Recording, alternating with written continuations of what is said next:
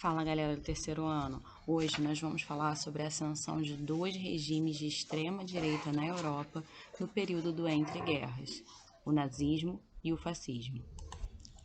A ascensão desses regimes está super ligada às frustrações da Primeira Guerra Mundial, ao revanchismo que foi desencadeado pelo conflito, às consequências da crise econômica mundial desencadeada pela crise de 1929 nos Estados Unidos e a possibilidade de ascensão da esquerda no mundo a partir da Revolução Russa.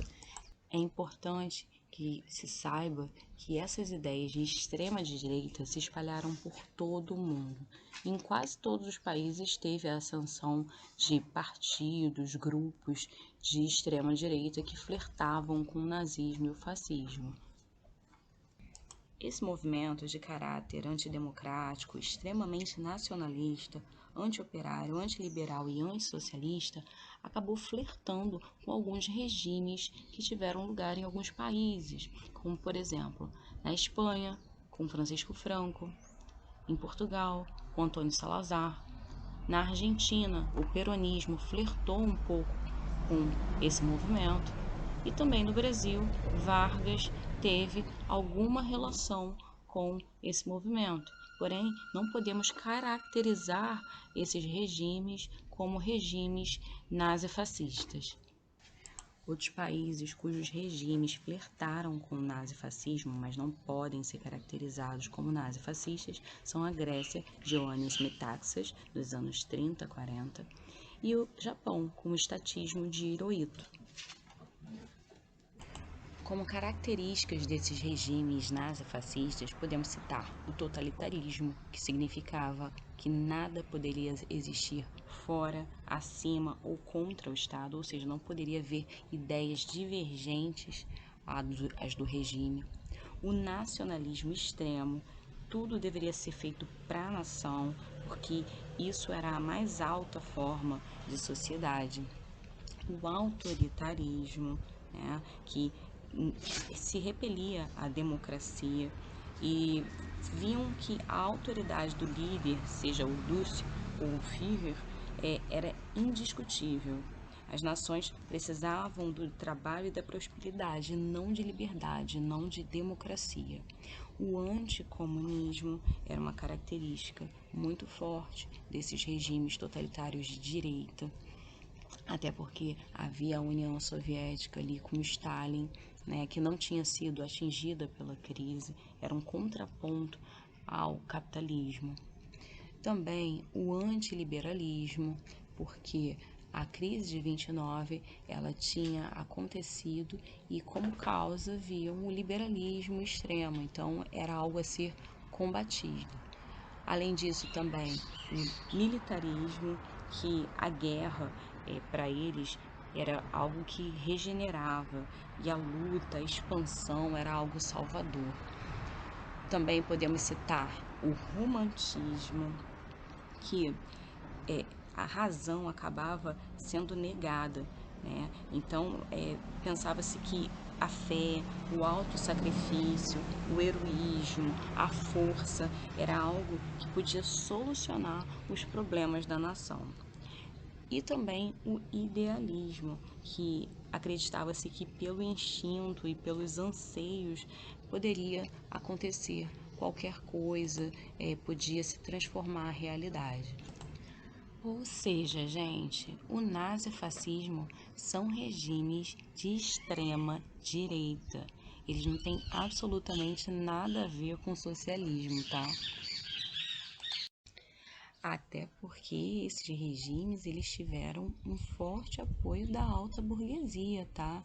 Eles se baseavam no alto capital financeiro. Só para dar um exemplo para vocês desse apoio da burguesia, eu vou mostrar para vocês alguns exemplos de empresas que são conhecidas até hoje, grandes empresas que se beneficiaram do nazismo na Alemanha e muitas até surgiram durante esse período, atingindo um patamar de sucesso. Uma, para começar, foi a BMW. Ela nasceu durante o regime nazista e ela usou trabalho escravo, trabalho forçado de prisioneiros de guerra, de campos de concentração. A BMW ela fornecia equipamento para a indústria bélica alemã. Também podemos citar a Mercedes, que fornecia equipamentos para o exército e também utilizou trabalho forçado. A Volkswagen também usou trabalho forçado, prisioneiros de campos de concentração. E a Audi ela fornecia armamentos e usou trabalho forçado e trabalho de prisioneiros de campos de concentração também. O Deutsche Bank ele confiscou bens de judeus e vendeu o ouro das vítimas do Holocausto. A Bayer e a BASF, junto a outras 4 empresas, elas eram responsáveis pela fabricação do inseticida Zyklon B, que era o gás letal usado nas câmaras de gás dos campos de concentração. Essas câmaras mataram milhões de pessoas. A fabricação desse gás letal ela foi feita com a utilização de trabalho forçado dos prisioneiros dos campos de concentração. A Siemens também usou trabalho forçado de prisioneiros do campo de concentração e foi uma grande beneficiária da política econômica nazista. A Dr. Oetker também fornecia alimentos para as forças armadas alemãs e ela levantou fundos para pesquisas raciais. A grife Hugo Boss confeccionava os uniformes nazistas, utilizava trabalho forçado dos prisioneiros de guerra. A IBM, apesar de ser uma empresa americana, ela fornecia máquinas que catalogavam os prisioneiros dos campos de concentração. Então agora vamos falar sobre a ascensão do regime fascista na Itália. Primeiro a gente tem que ter em mente que a Itália estava mergulhada numa profunda crise econômica, desemprego, paralisação de setores produtivos, e isso acabou levando a uma agitação política da esquerda, que estava fazendo greves, invadindo fábricas, terras, porque as pessoas estavam em desemprego, com graves problemas sociais. Bom, isso acabou abrindo espaço para que em 1919 fosse fundado o Partido Fascista Italiano, com Mussolini, que acabou formando esquadres, que era uma milícia armada, conhecida como Camisas Negras. Os Camisas Negras e o Partido Fascista Italiano teve muito apoio da classe média e da elite italiana. Diante dessa grave crise política, já que o governo não conseguia chegar a um acordo sobre essas grandes decisões que estavam motivando a crise, e dessa crise social, já que a população estava passando por dificuldade, havia desemprego, foi organizada a Marcha sobre Roma. Cerca de 50 mil camisas negras vindos de toda a Itália marcharam em direção a Roma, exigindo o poder. E aí o rei Vítor Emanuel III ele vai ceder à pressão e Mussolini vai ocupar o cargo de primeiro-ministro. Em 1924, por meio de eleições fraudulentas, o Partido Fascista Italiano consegue ser a maioria do parlamento. No ano seguinte, em 1925, Mussolini ele torna-se o líder supremo da Itália, o Duce. E aí ele consegue se tornar o Duce com apoio da Confederação Geral da Indústria, da OVRA, que era a polícia política fascista, e do Tribunal Especial. E aí ele consegue concretizar o Estado totalitário fascista, porque ele elimina toda e qualquer oposição ao regime, inclusive da imprensa. É preciso dizer que Mussolini também teve amplo apoio do clero católico, porque ele reconheceu o Estado do Vaticano, através do Tratado de Latrão, em 1929. Uma característica peculiar do regime fascista italiano foi o corporativismo. O povo se organizava em corporações sindicais que governavam o país através do Partido Fascista Italiano. Por essa lógica, não havia oposições de classe, não havia lutas de classe. E assim, havia uma harmonia de interesses entre capital e trabalho dentro dos quadros da corporação. Dessa forma, se proibiam as greves e o regime ele era sustentado também com uma forte propaganda. O governo de Mussolini teve bastante sucesso na área da indústria e na agricultura, até que veio a crise de 29. Assim como o fascismo na Itália, o nazismo na Alemanha ganhou terreno após a Primeira Guerra Mundial, devido a uma série de regras impostas à Alemanha que foram humilhantes e a toda uma crise econômica que fez a Alemanha entrar num verdadeiro colapso. O salário foi perdendo seu poder de compra, os trabalhadores foram entrando em greve, e isso foi aumentando a emissão de moeda para custear a posição dos trabalhadores. O que aconteceu? Uma hiperinflação, que atingiu um índice bizarro de 32.400% ao mês. Se em 1918, para você comprar uma fatia de pão na Alemanha, você gastava 63 marcos, que era a moeda na época, em 1923, o trabalhador alemão gastava um carrinho de mão de marcos para você comprar pão, ou seja, 201 bilhões de marcos. E foi assim que, em 1919, foi fundado o Partido Nacional Socialista dos Trabalhadores Alemães, ou simplesmente Partido Nazista. Assim como o Partido Fascista na Itália, o Partido Nazista também tinha uma polícia paramilitar, chamada de seções de assalto, que eram conhecidas como camisas pardas. Desde 1919, após o fim da Primeira Guerra Mundial, a Alemanha estava sob a República de Weimar, que tinha como sistema de governo uma democracia representativa. Em 1923, diante do agravamento de toda essa crise econômica, Hitler, junto ao Partido Nazista, tenta um golpe. Foi o Putsch de Munique.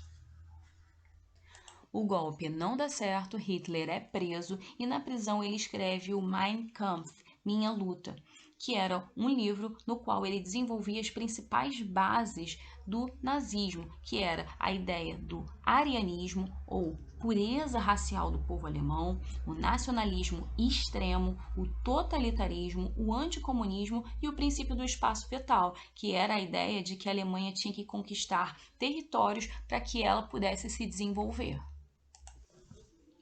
O nazismo só ganha popularidade a partir da crise de 1929, com o agravamento da situação política da Alemanha.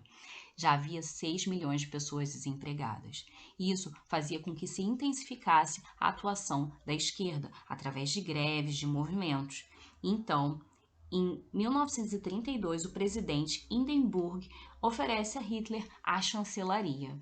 Hitler agora tinha o comando do Estado alemão. Visando eliminar a oposição, Hitler forja um incêndio ao parlamento alemão, o Reichstag, e assim coloca a culpa nos comunistas. Foi a situação perfeita para um golpe e a instalação de um Estado totalitário na Alemanha. Os opositores do regime, deputados de esquerda, foram enviados para campos de concentração, os mesmos campos para onde eram enviados os judeus, que eram tidos como bodes expiatórios da crise alemã. Para esses campos também foram enviados posteriormente os prisioneiros de guerra. Além dos camisas pardas, que eram as seções de assalto, também foram organizadas outras forças que sustentavam o Estado nazista, como, por exemplo, as SS, as seções de segurança, que era uma polícia política do partido. Também foi organizada a Gestapo, que era a polícia secreta do Estado nazista. Assim foram eliminados os partidos, os sindicatos, o direito de greve, os jornais opositores e também os líderes nazistas que divergiam de Hitler. Eles foram eliminados. Cerca de 70 líderes e 5 mil outros nazistas foram mortos por soldados do exército, pela SS e pela Gestapo. Em 1933, Hitler proclama o Terceiro Reich. E com a morte de Hindenburg, o presidente alemão, em 1934, ele adota oficialmente o título de Führer. O regime nazista foi marcado por uma forte propaganda liderada por Joseph Goebbels. Ele se utilizou do rádio, do cinema, do teatro, da literatura e dos cartazes para divulgar os ideais nazistas. Assim, conseguiu se unir toda a nação alemã em torno desses ideais. A ideia é que para a Alemanha ser uma grande nação, ela deveria ser pura, uma nação ariana. Então era necessário eliminar grupos que impediam essa pureza racial, como judeus, ciganos, os deficientes e também os opositores do regime. Assim, toda a sociedade alemã se envolveu colaborando para o envio de milhares de pessoas para campos de concentração, onde foram intoxicadas até a morte em câmaras de gás, torturadas, obrigadas a trabalhar como escravas, foram vítimas de experimentos científicos, foram violentadas de todas as formas possíveis. Esses foram os resultados da ideia da pureza racial alemã. Toda a sociedade alemã naturalizou a violência e a exclusão. Não eram pessoas doentes, eram pessoas normais, que naturalizaram toda essa atrocidade. O armamentismo e o militarismo acabaram reativando a indústria bélica alemã e assim houve maior desenvolvimento econômico. Lembra do espaço vital? Então, a Alemanha acabou invadindo a Áustria, a Tchecoslováquia e a Polônia, o que acabou culminando na Segunda Guerra Mundial.